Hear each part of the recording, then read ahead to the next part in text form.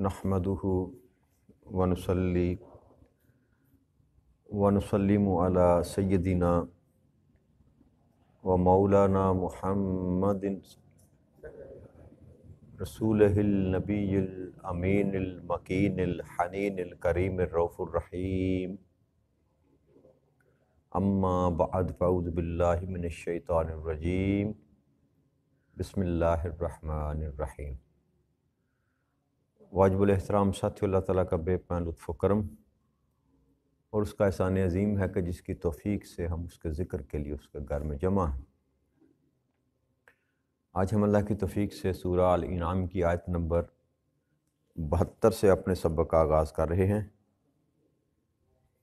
इस आया मुबारका में अल्लाह करीम ने इरशाद फरमाया, व इज़ क़ाल इब्राहीम लि अबीही आज़रा अत्तख़िज़ु अस्नामन आलिहा इन्नी अराका व कौमका फ़ी दलालिम मुबीन। और मेरे महबूब सल्लल्लाहु अलैहि वसल्लम याद कीजिए जब इब्राहीम अलैहिस्सलाम ने अपने बाप आज़र से कहा कि क्या तुम बुतों को मबूद बनाते हो, बेशक मैं तुम्हें और तुम्हारी कौम को सरीह गुमराही में मुब्तला देखता।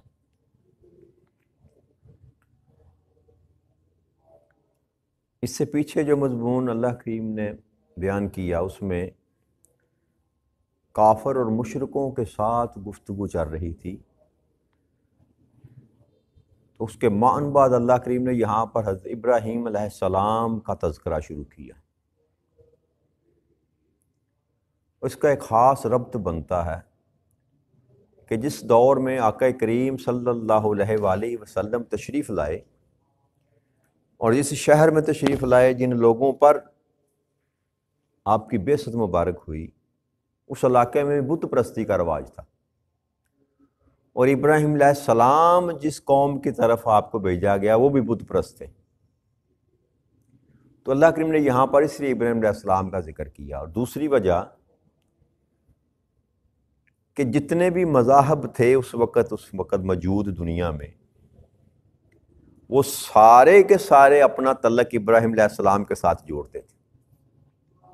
ईसाई हों वो भी अपने आप को इब्राहीम अलैहिस्सलाम की मिल्लत कहते थे, यहूदी वो भी अपने आप को इब्राहीम अलैहिस्सलाम की मिल्लत कहते थे, और इवन यहाँ तक कि जो मक्का के रहने वाले काफिर और मुशरिक थे वो भी कहते थे कि हमारे जद्द अमजद जो हैं इब्राहीम अलैहिस्सलाम। और थी भी हकीकत कि उस शहर को आबाद ही इस्माईल अलैहिस्सलाम ने किया आके, तो उनकी ही नस्ल थी, बाद में चलती रही, बाद में से दूसरी तरफ से लोग आकर आबाद होते रहे, लेकिन मेजॉरिटी जो थी, मेजर हिस्सा जो था मक्का की आबादी का, वो वही नस्ल चली आ रही थी इब्राहीम अलैहिस्सलाम की। तो इसलिए रब्बे करीम ने यहाँ पर इब्राहीम अलैहिस्सलाम का जिक्र किया कि तुम लोग अपना रिश्ता, अपना तल्लक, अपना खून, अपना मज़हब, अपने दीन को इब्राहीम अलैहिस्सलाम के साथ जोड़ते हो, तो ये जो मेरा महबूब तुम्हारे सामने बुतों को तोड़ने की और छोड़ने की बात करता है, तो ये कोई अलग बात नहीं कर रहा, ये वही बात कर रहा है जो तुम्हारा बाप दादा करते चले आए हैं। कि जिस इब्राहीम अलैहिस्सलाम की तुम औलाद होने के दावा करते हो, वो भी तो यही कहते थे कि बुतों को छोड़ दो। तो इसलिए अल्लाह करीम ने यहाँ पर मुतलकन इसके साथ मुतसलन इब्राहीम अलैहिस्सलाम का वाक़या शुरू किया। और यहाँ जो अल्लाह करीम ने कलाम किया वो ये कि ऐ मेरे महबूब वो वक़्त भी याद कीजिए जब इब्राहीम ने अपने बाप से कहा आज़र। तो ये जो यहाँ अल्लाह करीम ने बाप का नाम लिया, अबी ही आज़र, इसमें दो तरह की अक़वाल जो है, दो तरह के इसमें पाए जाते हैं कि आज़र जो था ये इब्राहीम अलैहिस्सलाम के वालिद का नाम ना था बल्कि चचा का नाम था। آپ کے والد کا نام کتب حدیث میں بھی اور کتب تاریخ میں بھی تارخ لکھا جاتا ہے، تا الف رے اور خا، تارخ۔ عرب معاشرے میں چچا کو بھی باپ کے ہی ہم نام لیا جاتا ہے، اور قرآن کریم کی نص سے بھی یہ بات ثابت ہے کہ جب حضرت یعقوب علیہ السلام نے اپنے بیٹوں سے یہ کہا، سورہ بقرہ کے پہلے سپارے کے آخر میں رکوع میں پوچھا کہ میرے بعد تم کس کی پوجا عبادت کرو گے، کس کی پرستش کرو گے، تو انہوں نے جواب یہ دیا کہ ہم آپ کے باپ دادا کی اس خدا کی پوجا کریں گے جو آپ کے باپ دادا کا رب تھا، ابراہیم کا رب تھا، اسماعیل کا رب تھا، یعقوب کا رب تھا۔ تو اب جتنے باپ گنوائے 3 کے نام لیے نا جی، ان میں جو یعقوب علیہ السلام کے بیٹے تھے وہ اسحاق علیہ السلام کی اولاد میں سے تھے، اسماعیل علیہ السلام کی اولاد میں سے نہیں تھے۔ لیکن جب باپوں کا ذکر کیا تو چچا یا تایا جو تھے وہ بھی باپ کے زمرے میں ہی آئے۔ یہ قرآن کی نص سے یہ بات ثابت ہے نا کہ جو لڑی ہوتی ہے نا اس میں چچا یا تایا جو ہوتا ہے وہ بھی باپ کا نام استعمال، عرب امی کیا جاتا ہے، ابھی کہا جاتا ہے، چچا کو بھی ابھی کہا جاتا ہے۔ اور بعد میں ام جو ہوتا ہے نا ماموں، اس کو بھی ابو کہہ دیتے ہیں، خالو کو نہیں کہتے، ماموں کو اور چچا تایا کو ابھی کہتے ہیں۔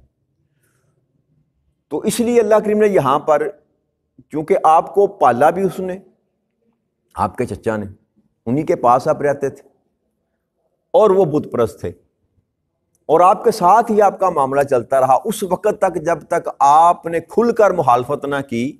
اور یہ جو آزر تھا یہ اس وقت کے نمرود جو بادشاہ تھا نا اس کا درباری تھا اور ایک خاص مقام رکھتا تھا۔ تو جب ابراہیم علیہ السلام نے اپنی تبلیغ کا آغاز کیا اور مخالفت کی جب کفر اور شرک کی، تو پھر کھل کر آمنے سامنے آ گئے۔ تو یہ کتب میں کئی کتابوں میں یہ بات درج ہے کہ آزر جو تھا وہ آپ کا حقیقی والد نہ تھا، باپ تھا۔ اور اسی طرح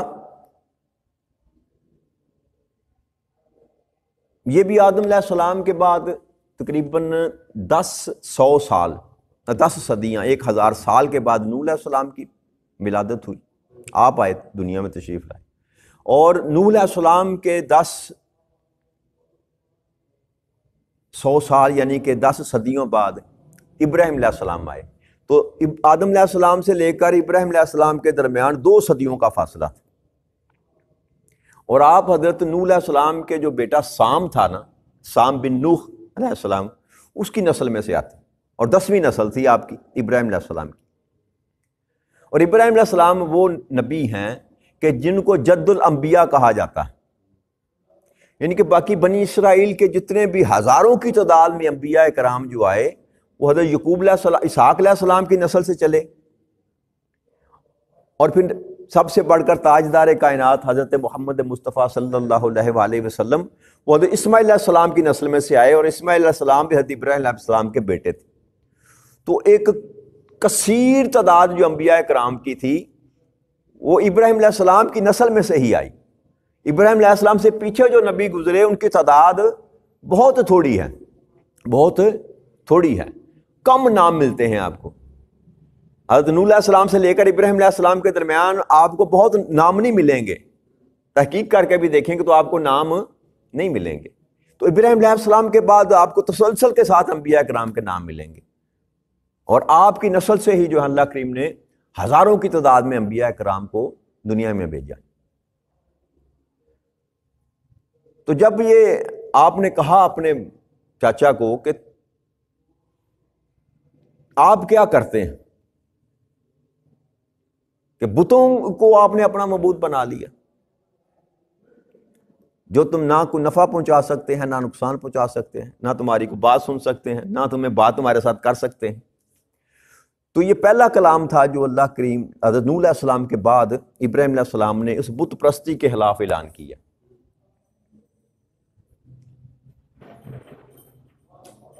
اس کے بعد جو تھا پھر آپ کے ساتھ مزاحمت کا معاملہ شروع ہو گیا، اس سے پہلے نہ تھا۔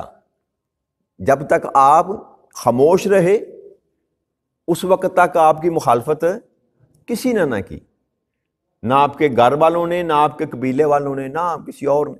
لیکن جیسے ہی آپ نے حق بیان کیا تو وہ آپ کا جو رشتے میں چچا تھا، جس کو آپ ابو کہہ کے یا باپ کہہ کے پکارتے تھے، وہ بھی آپ کا جانی دشمن بن گیا۔ تو اسی طرح نبی اکرم صلی اللہ علیہ وسلم کے ساتھ ہوا کہ جب تک آپ نے اپنی نبوت کی بعثت کا اعلان نہیں کیا تھا، ہر کوئی آپ کے ساتھ خوش تھا، آپ کے ساتھ راضی تھا۔ لیکن جیسے ہی آپ نے اپنے نبی ہونے کا اعلان کیا تو آپ کے خونی رشتہ دار بھی آپ کے دشمن بن گئے، آپ کے پھپھو پھپھا، آپ کے خالو، آپ کے چچا، سکے چچا، سکا چچا بھی آپ کا دشمن بن گیا۔ اور اسی طرح جس شہر میں آپ رہتے تھے، اس شہر کے وہ لوگ جو آپ سے لگاؤ رکھتے تھے، پیار کرتے تھے، وہ سارے کے سارے آپ کے جانی دشمن بن گئے۔ کس وجہ سے؟ کہ آپ نے حق بیان کیا۔ تو حق بیان کرنا جو ہے یہ آسان کام نہیں ہوتا، یہ انبیاء کرام کی وراثت ہے حق بیان کرنا۔ تو یہ کسی دور میں بھی یہ کام آسان نہیں رہا، کسی دور میں بھی، یعنی کہ ابراہیم علیہ السلام سے لے کر نبی اکرم صلی اللہ علیہ وسلم کی ذات اقدس تک ہر نبی جتنے بھی آئے ان کے واقعات قرآن کریم میں کئی اللہ کریم نے کوٹ کیے کہ جب پیغام حق دیا تو قوم دشمن بن گئی۔ اور یہ جو نظام ہے نا، یہ قیامت تک اسی طرح چلے گا۔ اب نبی تو نہیں آئیں گے نا جی، تو آپ اپنے معاشرے میں دیکھ لیں یہ معاملہ، جو بندہ بھی حق کی بات کرے گا اس کی مخالفت سب سے بڑھ کر ہوگی، اور اس کے خلاف جو ہیں سارے جو سوسائٹی کے ہوتے ہیں نا گروہ، وہ سارے یکجان ہو جاتے ہیں، سارے اس کے پیچھے پڑ جاتے ہیں۔ سبب کیا ہوتا ہے؟ حق بیان کرنا۔ تو اسی طرح ابراہیم علیہ السلام کے ساتھ بھی جو معاملہ ہوا، جب آپ نے یہ بات کی تو آپ کی مخالفت شروع ہوگی۔ اور پھر ابراہیم علیہ السلام نے کئی طرح کے مناظرے کیے لوگوں کے ساتھ، عام لوگوں کے ساتھ بھی، اپنے باپ کے ساتھ بھی کیا، چچا کے ساتھ بھی، کہ تم کن بتوں کی پوجا کرتے ہو، نہ تمہیں جو نفع پہنچاتے ہیں نقصان پہنچا سکتے ہیں۔ لوگوں کے ساتھ بھی کیا کہ تم کن کی پوجا کرتے ہو، چاند کی کرتے ہو، یہ تو غروب ہو جاتا ہے، سورج کی کرتے ہو، یہ بھی غروب ہو جاتا ہے۔ اس طرح کے مکالمت قرآن کریم کی آیت مبارکہ میں آئی۔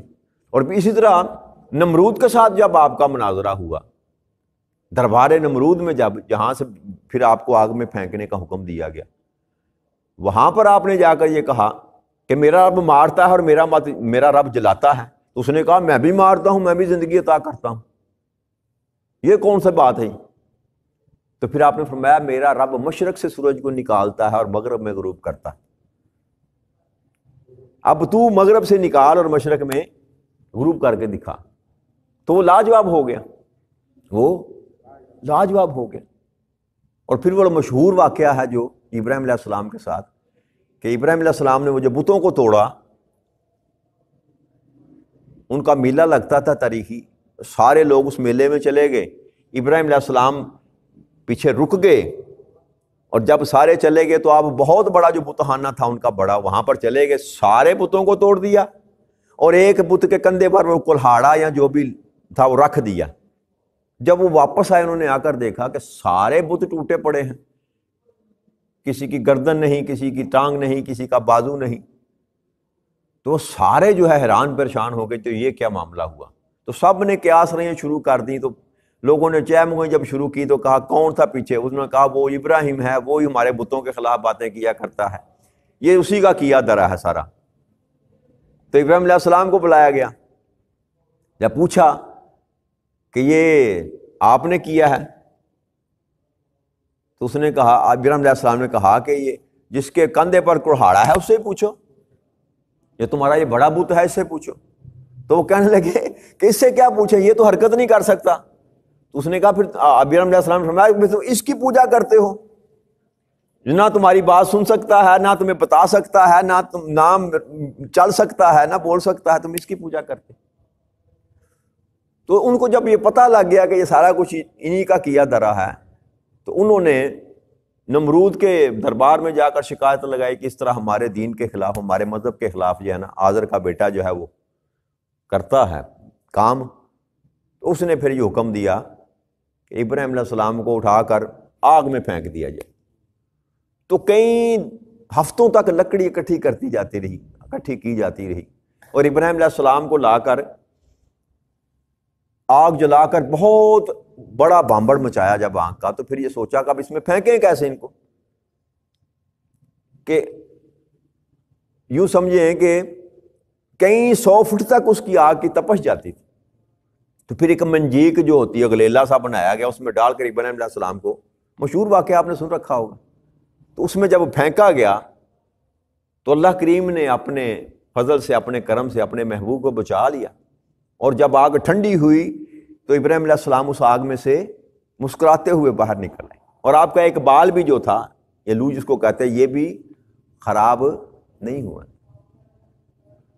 تو یہ جب وہاں سے نکلے تو پھر وہاں سے آپ نے اس کے بعد ہجرت کی، اور پھر وہ واقعہ حضرت سارہ کے ساتھ جو بادشاہ کے ساتھ آیا، وہاں پر بادشاہ نے پھر آپ کو جب دیکھا، آپ کے معاملات کو دیکھا، تو پھر آپ کو ہاجرہ، اماں ہاجرہ جو ہے وہ آپ کے عقد میں پیش کی، اور انہی سے پھر اللہ کریم نے ابراہیم علیہ السلام کو 90 سال کی عمر میں حضرت اسماعیل علیہ السلام کی پیدائش ہوئی، 90 سال کی عمر میں۔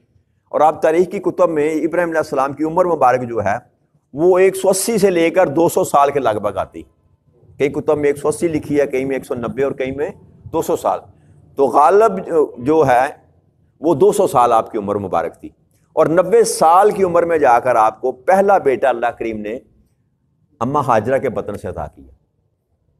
تو ساری زندگی جو تھی اسی طرح حضرت ابراہیم علیہ السلام کی پرمشقت رہی اور آزمائشوں میں گزری، اور پھر ایک سے بڑھ کر ایک آزمائش۔ جب آگ سے نکلے تو سفر میں وہ حضرت سارہ کا معاملہ بادشاہ کے ساتھ ہو گیا، وہاں پر آزمائش سے اللہ نے نکالا۔ وہاں سے نکل کے جب بیٹا اللہ کریم نے عطا کیا اسماعیل علیہ السلام، تو پھر اللہ نے فرمایا کہ اس کو جا کے وادی بیابان میں چھوڑا، مکے کی سرزمین پر، وہاں کا چھوڑ کر آگے۔ پھر جب 6 7 8 سال کے ہوئے اسماعیل علیہ السلام، پھر حکم دیا کہ اس کو میرے راستے میں قربان کر دے، تو ابراہیم علیہ السلام نے ان کو بھی قربان کرنے کے لیے تیار ہو گئے۔ تو یہ پے در پہ مشقتیں جو آتی ہیں، مصیبتیں جو آزمائشیں، یہ بھی یاد رکھیے گا کہ یہ حق کے ساتھ جڑی ہوئی ہیں۔ ایسا ممکن نہیں ہے کہ انسان حق کے راستے پر ہو تو سارا میٹھا میٹھا انسان کو ملے، ایسا نہیں ہوتا۔ ہم کیونکہ کمزور لوگ ہیں، ہم حق کے راستے پر پہلے تو چلنا ہی نہیں چاہتے، اور جب چلتے ہیں تو اللہ کی طرف سے آزمائش آتی ہے، اور جب آزمائش آتی ہے تو ہم گھبرا جاتے ہیں، اور گھبراتے اس طرح ہے کہ راستہ ہی چھوڑ دیتے ہیں، راستہ ہی چھوڑ دیتے ہیں۔ اور یاد رکھیے، جب آپ دعویٰ کرتے ہیں نا اللہ کے ساتھ محبت کا، تو اللہ کسی کو اپنا بنانے سے پہلے اس کو پرکھتا ہے۔ نبی تو اللہ کے خاص بندے ہوتے ہیں نا، وہ تو اللہ نے تو خود پیدا ہی خاص ان کو کیا نا۔ اب دیکھیں کائنات ارض و سما میں کائنات کی سب سے محبوب ہستی جو ہے تاجدار کائنات حضرت محمد مصطفیٰ صلی اللہ علیہ وسلم، آپ ان کی زندگی کو پڑھ کر دیکھیں کتنی آزمائشیں آئیں۔ تو یہ جو آزمائشیں ہوتی ہیں نا، یہ حق کے ساتھ ضروری ہیں، آزمائش کے بغیر بھی یہ پہچان ہی نہیں ہوتی حق کی۔ اور جس کو اللہ اپنا محبوب بناتا ہے پہلے پرکھتا ہے۔ تمام انبیاء کرام کی زندگی سے آپ کو یہ سبق ملے گا۔ ابراہیم علیہ السلام کے واقعات پڑھیں جو مضمون میں بیان کر رہا ہوں، کہ اتنی بڑی قربانی کہ چند دنوں کا بچہ ہو اور اس کو کہا جائے کہ اس کو جا کے جنگل بیابان میں چھوڑاؤ، نہ وہاں پانی ہو، نہ سبزہ ہو، نہ سایہ ہو، تپتی ریت پر جا کر بچے کو چھوڑانا اور بیوی کو چھوڑانا۔ آپ تصور تو کریں ذرا، ہم سنتے تو ہیں، کبھی ہم نے اس کو اپنے اوپر طاری کر کے اس کیفیت کو دیکھا ہو کہ میں ہوں اور مجھے یہ حکم ہو کہ 3 4 دن کا یا 7 دن کا بچہ ہے تیرا، اور اپنی بیوی کو لے اور بچے کو لے جا کر دور، ہزاروں میل دور جا کے اس کو جنگل بیابان میں چھوڑا اور پیچھے مڑ کے دیکھنا بھی نہیں ہے۔ تو ذرا تصور تو کریں نا، یہ کیا آزمائش ہے۔ پیسے نہیں مانگے جا رہے، ہم تو پیسے دیتے ہوئے بھی گھبراتے ہیں نا، اللہ کے راستے میں خرچ کرتے ہوئے بھی۔ تو اولاد کو چھوڑا ہے، اور پھر جب وہ چلنے کے قابل ہوئے 7 8 سال کے ہوئے، تو پھر فرمایا، ایک خواب دکھایا بس، تو ذبح کرنے کے لیے آپ وہاں بھی تیار ہو گئے، آپ نے اپنے سگے بیٹے کو نیچے لٹا لیا اور اوپر چھری چلا دی۔ تصور تو کریں اس معاملے کو کہ یہ کتنا مشکل معاملہ ہے اللہ کے ساتھ تعلق ڈیولپ کرنا۔ ہم سمجھتے ہیں کہ 2-4 تسبیحاں کر لینے سے، 2-4 سجدے کر لینے سے اللہ کے ساتھ تعلق جوڑا جا سکتا ہے. بھئی یہ ٹھیک ہے، جوڑا جا سکتا ہے، لیکن اللہ کچھ اور مانگتا ہے. یہ کوئی قربانی نہیں 2-4 منٹ کی آپ جو ہم سجدہ کرنے کے لیے آ جاتے ہیں، یہ کوئی قربانی نہیں، یہ تو ہم اپنے لالچ میں کرتے ہیں.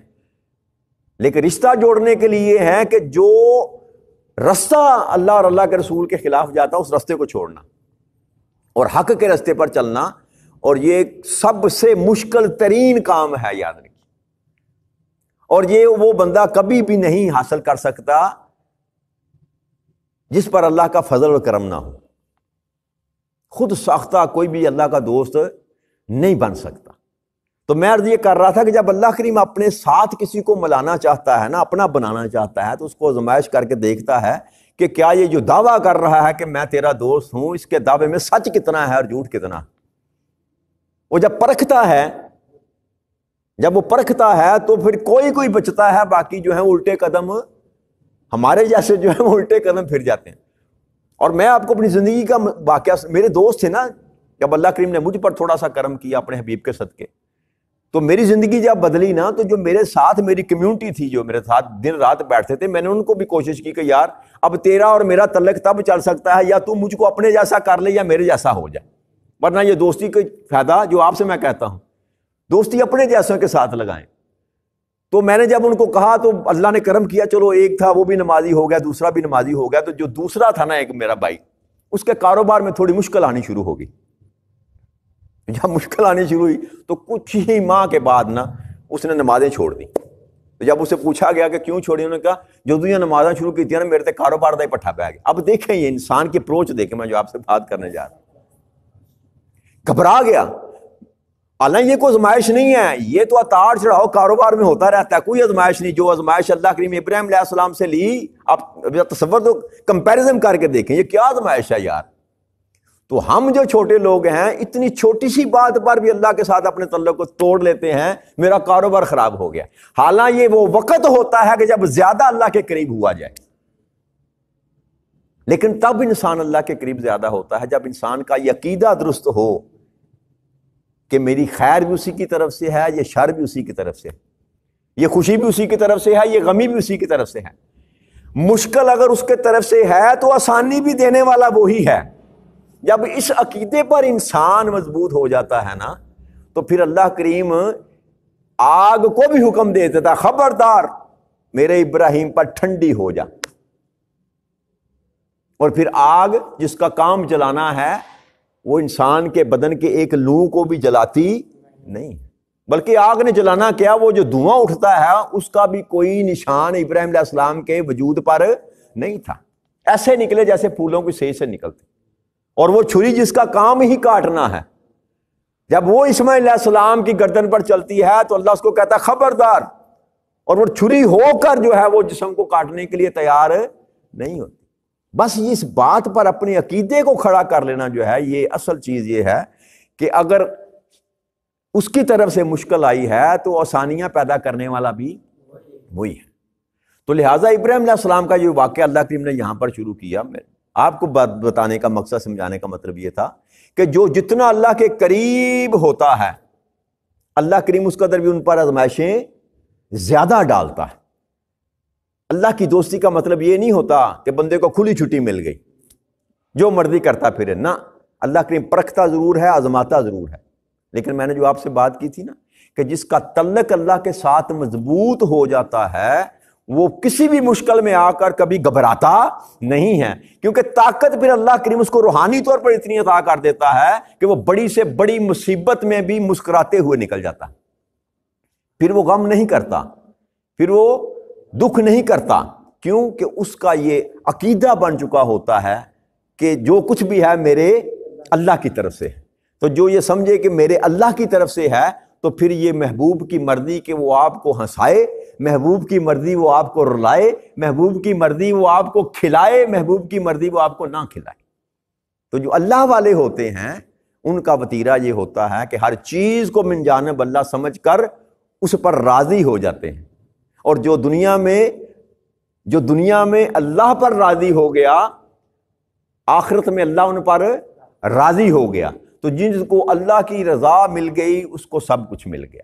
تو لہٰذا بات صرف اتنی ہے میرے دوستوں اور بھائیوں کہ ہمیں انبیاء کرام کے جو اللہ کریم نے واقعات بیان کیے نا قرآن کریم میں، یہ ہماری نصیحت اور تلقین کے لیے ہیں کہ میں نے نوازا اپنے بندوں کو اپنے محبوبین، اپنا محبوب بنایا، کسی کو خلیل اللہ بنایا، کسی کو کلیم اللہ بنایا، اور ان کی زندگی کے واقعات آپ کے سامنے بیان کیے، وہ اس مراحل سے نکل کر وہ میرے محبوب بنے تھے۔